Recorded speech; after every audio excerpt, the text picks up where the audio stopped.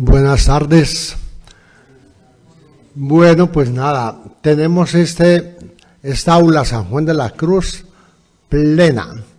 No cabe una persona más, porque a los que estamos aquí se une una amplia familia que ha querido acoger esta iniciativa que le hemos presentado en CITES para que combinemos, o mejor dicho, para que vivamos la Semana Santa reflexionando con la palabra de Dios y al mismo tiempo en la comunión con todos los hermanos, y que busquemos lo mismo que tanto buscó Pablo hasta que lo consiguió, que busquemos conocer a Cristo, el poder de su resurrección y la comunión en sus padecimientos, hasta hacernos semejantes a Él en su muerte, tratando de llegar a la resurrección de entre los muertos. Y Él mismo lo pone como un largo proceso. Dice, no es que lo tenga ya conseguido, que yo sea ya perfecto, sino que continúo mi carrera por si consigo alcanzarlo, habiendo sido yo mismo alcanzado por Cristo. Pues bien, nuestro Señor Jesucristo, el mismo que salió a la búsqueda de Pablo y lo alcanzó, el mismo que salió a la búsqueda de Teresa de Jesús y la alcanzó, y el mismo que salió a la búsqueda de nosotros y nos ha alcanzado, quiere caminar con nosotros en esta Semana Santa como ha caminado con nosotros toda la vida.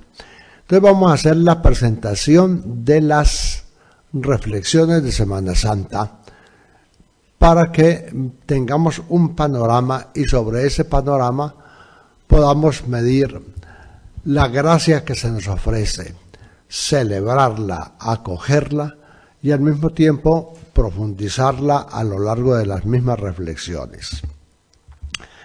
La Semana Santa son los días que de año en año dedicamos a reconocer, alabar y bendecir al Señor por su entrega de Cristo para nuestra salvación. No solamente es un recuerdo piadoso en recogimiento y oración, sino que tiene carácter de memorial y sacramental. Es decir, queremos abrir espacio interior para recibir toda la eficacia transformativa y sanadora del misterio pascual de Cristo. Más aún, que no solamente recordemos, sino que aunque se celebren los mismos ritos y se pongan las mismas lecturas, constatemos que de año en año vamos creciendo y experimentando que hoy nuestra salvación está más cerca, es más manifiesta y más viva y más profunda que cuando empezamos a creer. Esto quiero darle una pequeña glosa en estas dos palabras, memorial y sacramental. Una cosa es hacer memoria, honrar personas o hechos pasados, hacer una placa conmemorativa, editar un libro conmemorativo, y otra cosa es que aquello que sucedió en el pasado no se queda en el pasado, sino que viene hoy y sucede en el interior de la persona con la misma eficacia con que sucedió el primer día. Eso es la fuerza transformativa y sanadora de la Semana Santa. La Semana Santa es memorial de la muerte y resurrección de nuestro Señor Jesucristo. Por eso es siempre eficaz y siempre está obrando sanación, salvación, vitalización en nosotros. Y luego pongo también la palabrita sacramental, porque bien recordamos que el sacramento es un signo sensible, eficazmente portador de la gracia que significa. ¿Y esto qué quiere decir? tenemos que la Iglesia, desde que comenzamos la Cuaresma, nos está hablando del sacramento anual de la Cuaresma.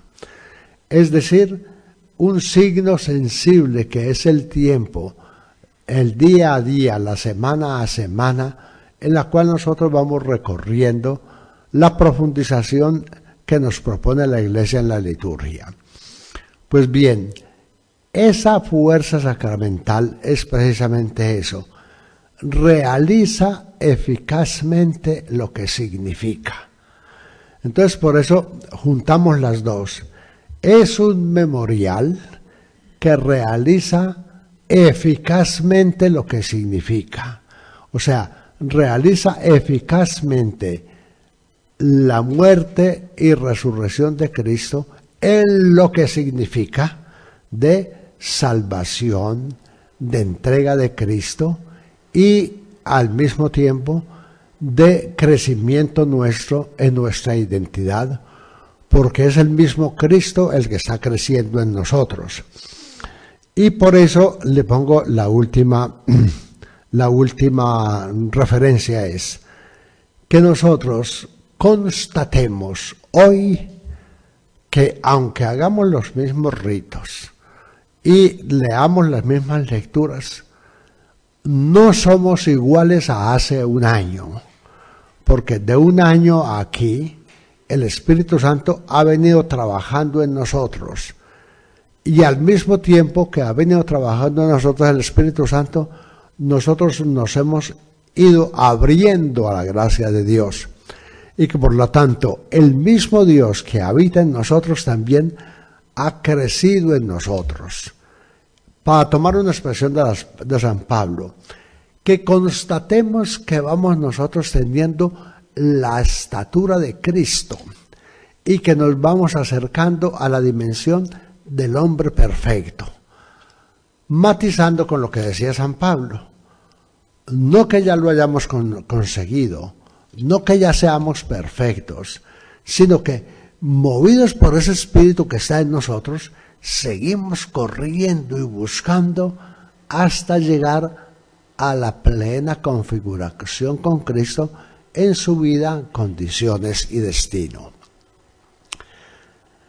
Recordemos que cuando afirmamos con San Pablo que Cristo me amó y se entregó por mí, por nosotros y por todos, es para que la vida que vivimos al presente sea vivida en la fe del Hijo de Dios y para que su gracia no sea estéril en nosotros, conforme a la acción permanente del Espíritu en nuestro interior.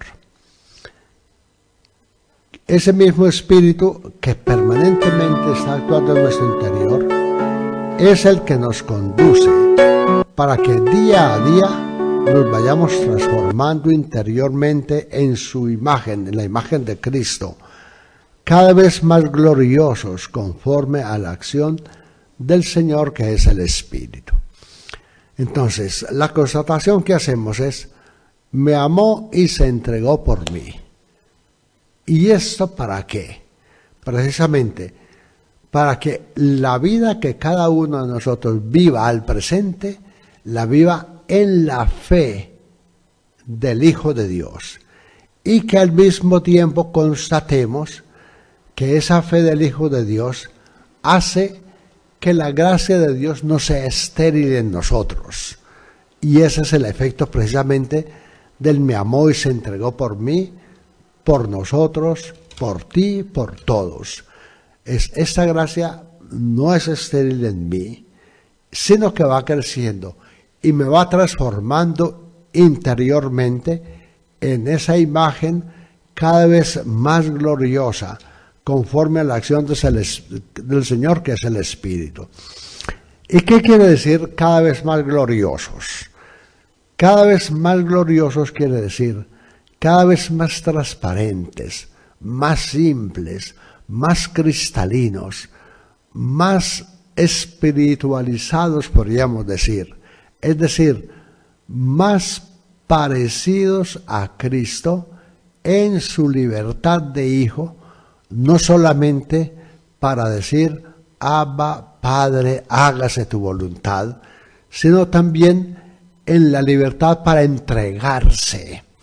De tal manera que a la primera frase que aparece en el Evangelio de Juan de la entrega, tanto amó Dios al mundo que entregó a su propio Hijo, no para condenar al mundo, sino para que el mundo se salve por medio de él, sigue precisamente la autoentrega de Jesús que nos presenta en el capítulo 10 de Juan, cuando dice que el Padre me ama porque yo tengo libertad para entregar la vida y para recuperarla. Y afirma, y esto es lo que he aprendido del Padre. Entonces, una persona que se va cada día transfigurando desde su interior y que se va volviendo más gloriosa, es aquella que cada día está más simple, más cristalina, más libre para entregar la vida en las dos dimensiones. En la dimensión en el presente, como decía Pablo, si todavía es necesario, me quedo trabajando con mucho gusto con mi comunidad y con el resto. Pero también estoy disponible para que en cualquier momento pueda afirmar con el mismo apóstol, yo estoy a punto de ser sacrificado. Lo uno y lo otro me llena de gozo.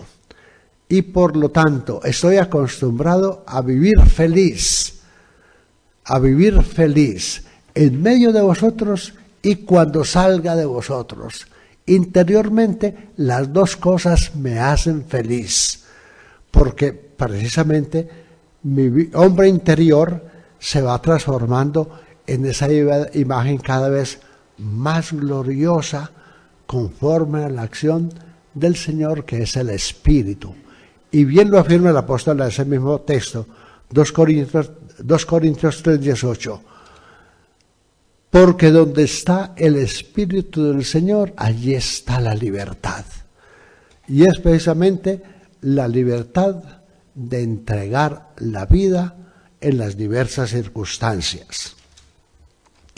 Por lo tanto, aunque la celebración de la Semana Santa este año sea totalmente atípica e inusual, que nos lleva a planear las celebraciones en un contexto general de confinamiento social, se nos abre ese vasto mundo de nuestra interioridad, donde no solamente estamos con el Padre, el Hijo y el Espíritu Santo, que han puesto su morada en nosotros, sino que estamos en comunión con todas las personas cercanas y lejanas, unidas no solamente vía Internet, que ya es una gracia, sino en la misma experiencia del Dios vivo y verdadero, que nos pone en unión y comunión unos con otros y nos ayuda a descubrir que precisamente es en nuestro interior donde está la fortaleza que nos lleva a escuchar llenos de confianza aquella palabra del Señor que nos dice: estaréis tristes, pero vuestra tristeza se convertirá en gozo. En el mundo tendréis tribulaciones, pero ánimo, yo he vencido al mundo. De este parrafito saco la siguiente afirmación.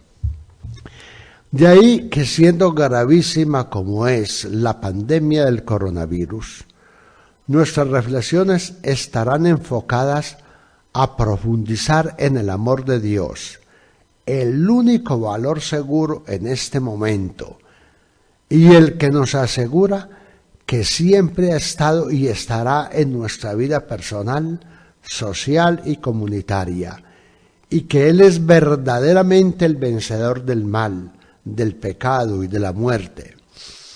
Por eso enfocamos la Semana Santa como la gran confirmación del amor, la gran reafirmación de la vida, la gran reafirmación de la presencia de quien nos ha amado hasta entregarse por nosotros, porque todos tengamos vida y la tengamos en abundancia, la disfrutemos y la compartamos. De tal manera que, viéndolo bien, esta forma tan singular como vamos a celebrar la Semana Santa este año, también la podemos asimilar y vivir como una gracia. Teresita del Niño Jesús decía, todo es gracia. Y Pablo lo reafirma diciendo, en todas las cosas interviene Dios para bien de aquellos que Él ama. Nunca Dios ha dejado de amarme a mí y a ti y a tu comunidad y a tu familia. Aún los que han fallecido, no han fallecido fuera del amor de Dios, sino que al contrario, a través de su Pascua, han llegado a disfrutar ya de la plenitud de vida en el Señor. De tal manera que si alguno nos quiere inspirar, nos podría inspirar la palabra de San Pablo. He experimentado que tanto en vida como en muerte somos del Señor y que en el Señor tenemos vida y salud y que realmente como Él experimentamos que si el grano de trigo no cae en tierra y muere, no da fruto, pero que si muere da fruto abundante. Y esto lo digo por si nos puede consolar que realmente la palabra de Dios está escrita para nuestro consuelo, para exhortación y también para enseñanza, para que nos consolemos mutuamente con esta certeza. Tampoco se ha roto la comunión con las personas que han fallecido. Seguimos tan unidos y ellos están tan presentes en nosotros, porque mire cómo lo entendía Teresita del Niño Jesús, que es una preciosidad. Lo decía ella muy bien. Decía ella, con las personas que han fallecido, tenemos tal presencia como la misma presencia de Dios, porque ellas están en Dios y Dios está en todas partes y está muy presente en mi vida y por lo tanto ahí tengo comunión con aquellos que se me han adelantado. Es decir, la comunión no se rompe, la cercanía se afianza.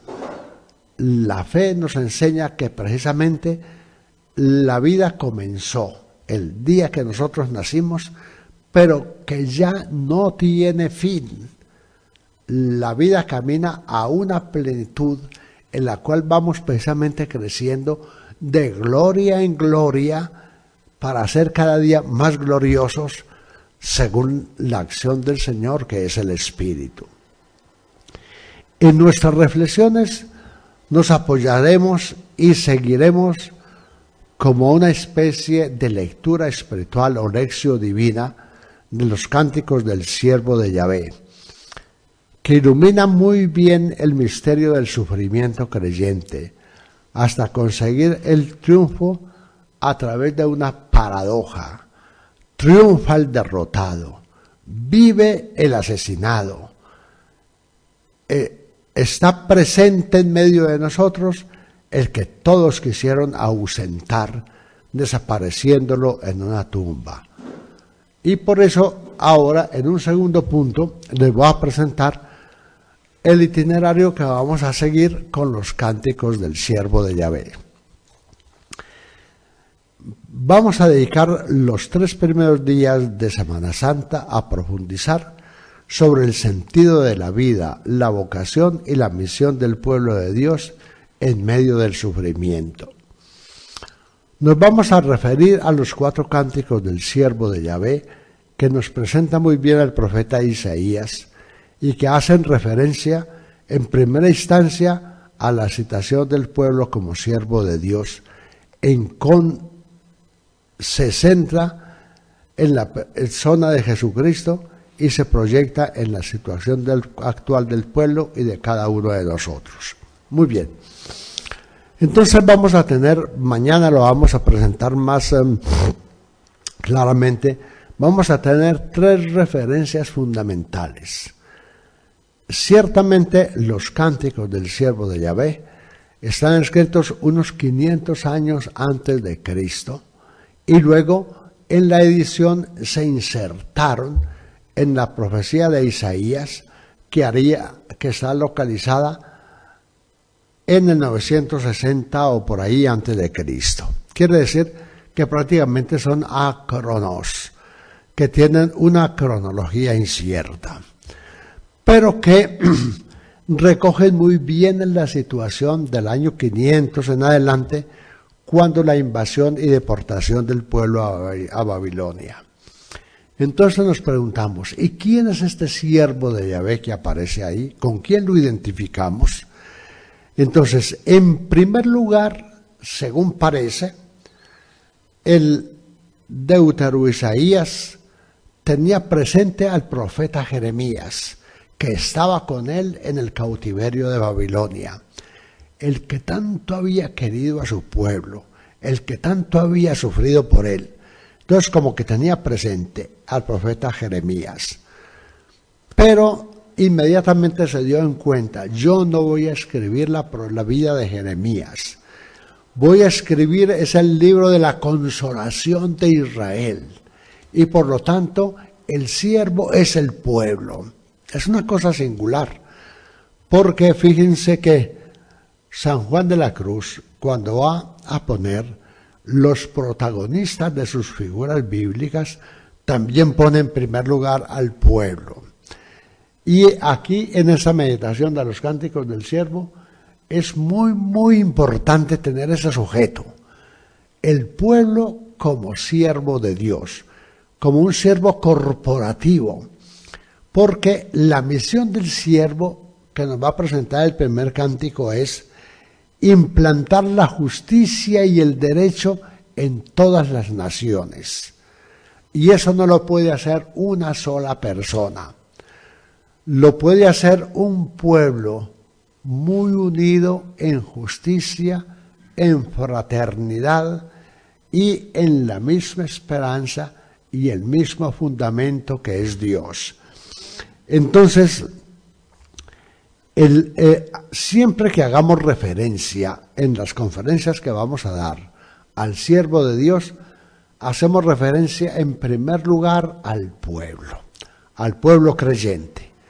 El de ayer, el de anteayer, allá en el destierro de Babilonia, el de ayer caminando con Cristo en las comunidades primitivas, el de hoy, todos nosotros creyentes cobramos conciencia de dos cosas. Cada uno en persona es siervo de Dios y todos en conjunto somos el siervo de Dios. Entonces, lo que la palabra de Dios vive y le asigna al siervo de Dios es para el pueblo y es para nosotros y para todos en conjunto. De tal manera que nos queda claro eso, ¿sí? Que el siervo de Dios soy yo, eres tú, es el conjunto del pueblo creyente, es mi comunidad, es mi familia, es mi sitio y mis compañeros de trabajo. Todos tenemos esta misión, implantar la justicia y el derecho. Por eso les voy a leer esto. El primer cántico es el del llamamiento y la misión. Nos habla de cómo Dios elige a su siervo y lo presenta al mundo y le asigna la misión de implantar la justicia y el derecho en las naciones. También nos habla de sufrimiento y de los recursos con que cuenta el siervo para cumplir la misión. Pero el segundo cántico nos va a presentar un problema. Uno que se siente aplastado, enfermo, desechado, despreciado, sufriendo el látigo y el hambre, la enfermedad y el desconocimiento social, y que de pronto le digan, es que mira, tú eres el siervo de Dios, Dios se complace en ti y te encomienda la misión de implantar la justicia. Entonces él va a decir, está como es, mejor dicho, está loco. ¿Cómo se le ocurre pensar que yo en mi situación que soy el siervo de Dios y que yo tengo una misión. Entonces el segundo cántico es el de la superación de la dificultad, es el de la ampliación de la misión. Cuando el Señor le dice al pueblo, es que no solamente es para que implantes la justicia y el derecho en Israel, sino para que la lleves a todas las naciones. Y dice, este sí que está como una chota, pero ¿cómo se le ocurre que yo, estando como estoy, vaya a creer que eso es cierto? Entonces puede decir, no te lo creo. Entonces la superación, mire qué trabajo tan largo tiene que hacer la persona para reconstruirse interiormente, recuperar su identidad, volver a caer en la cuenta de que alguien se ocupa de mí y que me da una nueva oportunidad encomendándome una nueva misión. Entonces nos habla de las dificultades que tiene el siervo para aceptar que Dios lo ama y confía en él, y del largo proceso para conocerse a sí mismo y aceptar que su valor le viene de Dios mismo. ¿Cuánto recorrido tiene que hacer la persona para decir, objetivamente yo no tengo ni dineros, ni un trozo de tierra donde caer, ni un plato para llevarme a la boca, ni tampoco tengo salud? Todos me desprecian y me desconocen. Para que en esa situación la persona reaccione y diga, pero interiormente tengo mi dignidad y esa no se la entrego a nadie, porque nadie me la dio, solamente Dios me la dio. Y por eso es el único que la puede despertar a su interior. Mire, es un proceso largo de reconstrucción, de propio conocimiento y de aceptación, no solamente de mí mismo en mi valor, sino del valor que tiene la misma realidad donde me estoy moviendo, porque es el lugar donde Dios actúa. Dios actúa siempre en la historia y a través de los hechos. Como bien dice San Juan de la Cruz, no es el ordinario proceder de Dios, proceder a través de acciones extraordinarias. Es decir, no es del ordinario proceder de Dios proceder a base de milagros.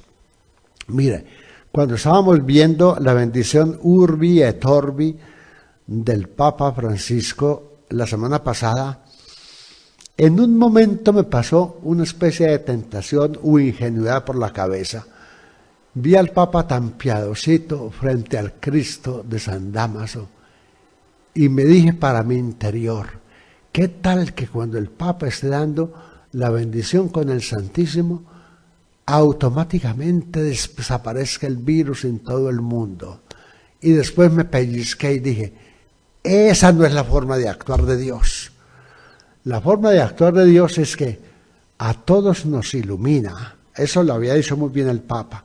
A todos nos ilumina, nos fortalece, nos hace consultar las capacidades que tenemos, nos obliga a unirnos para que juntos encontremos la solución, sea la pandemia, sea el problema meteorológico o lo que sea. Pero no obra mágicamente ni nos sustituye. ¿Y eso por qué? Lo dice San Juan de la Cruz. Dios tiene plena confianza en el hombre, en la criatura que creó, en la capacidad interior que le dio, y por lo tanto no duda que el hombre es capaz de llevar adelante el plan que él tiene para el entero cosmos, y que realmente poco a poco, paso a paso, superándonos a nosotros mismos, la historia sigue para adelante y no se detiene. Ni se ha escapado el Señor de las manos, ni nosotros somos incapaces de llevarla adelante. Una cosa que estamos constatando muy bien en ese tiempo del confinamiento es que juntos y unidos somos muy buena persona, que tenemos muchos valores, que tenemos una creatividad sin límites, que nos podemos ayudar aún en aspectos que nunca pensábamos que nos podíamos ayudar. Lo hemos constatado en las familias y en los vecindarios y en las comunidades religiosas y en las comunidades de trabajo. Tenemos tanta belleza interior y tanta fuerza interior que nosotros no dudamos que de esta saldremos y saldremos muy bien y con grandes beneficios. Y eso es la forma de obrar Dios a través de las personas y a través de los acontecimientos de la historia. No que Él mande plagas, ni que mande pandemias, no, sino que sencillamente por lo que sea aparecen. Pero ellas no tienen la última palabra, más fuertes somos nosotros. Pero aceptar esa capacidad y aceptar que lo podemos hacer y aceptar que se nos envía nos requiere un largo proceso. Eso lo vamos a profundizar en el segundo cántico. El tercer cántico es el de la lucha, la valentía y la decisión. En el segundo cántico, el siervo, después de un largo proceso, acepta quién es, acepta su dignidad y su capacidad, y acepta la misión que se le encomienda, la misión ampliada que se le ha encomendado. Y entonces aparece totalmente renovado en el tercero. Es el de la lucha, la valentía y la decisión. Trata de la revelación del nuevo rostro de Dios al pueblo y de los rasgos de este rostro que son bondad, fortaleza, fidelidad y santidad. Descubrimos que el hombre es nostalgia de Dios y que con ese nuevo descubrimiento, ya muy seguros del amor de Dios, todo se puede relativizar y nos preparamos para cumplir la misión, aunque ello implique la entrega de la propia vida. No se buscan seguridades, sino la certeza del amor de Dios. Entonces, fíjense, ya el siervo ha cambiado de localización, ya no está postrado en la miseria, ya el punto de referencia no es su opresión y su pobreza, ya está anclado en Dios y sabe, Dios y yo podemos hacer maravillas, aunque tenga que entregar la vida. Precisamente esa es una de las maravillas, poder entregar la vida unos por otros. Y eso es lo que Jesús aprendió en la escuela de su Padre y lo que nosotros hemos aprendido en la escuela de Jesús. Que esta vida, si no es para entregarla, no es buena. Y que por lo tanto, cuanto más crezcamos en disposición de entrega, más vida tenemos.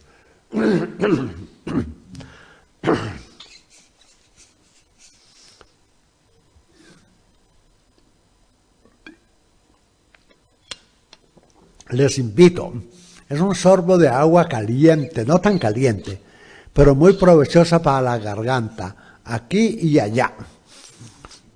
Muy bien. El cuarto cántico es más desconcertante todavía. Es el del triunfo en la derrota, una gran paradoja. Trata del paso que lleva al siervo a la victoria final y anuncia una tierra nueva habitada por un pueblo resucitado después de haber superado las imágenes muertas y tergiversadas de Dios y entender que los caminos de Dios son muy diferentes a los nuestros. Este cántico queda abierto al futuro y a la esperanza. Es el proceso en que actualmente caminamos. Lo caminó el pueblo de Israel en Babilonia. Lo sufrió y lo caminó el profeta Jeremías.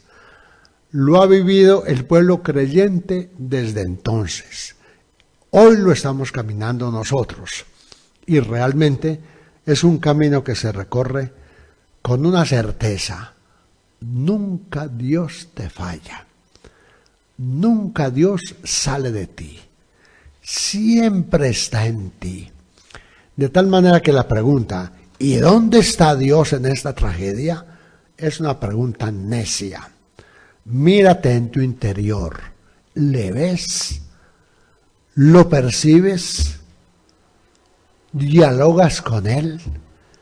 Y le preguntas qué es lo mejor que puedes hacer para que realmente cumplas tu misión en este contexto. Para eso proponemos que pasemos toda la semana de interiorización, mirando adentro. Pero recordemos lo que decía en uno de los párrafos.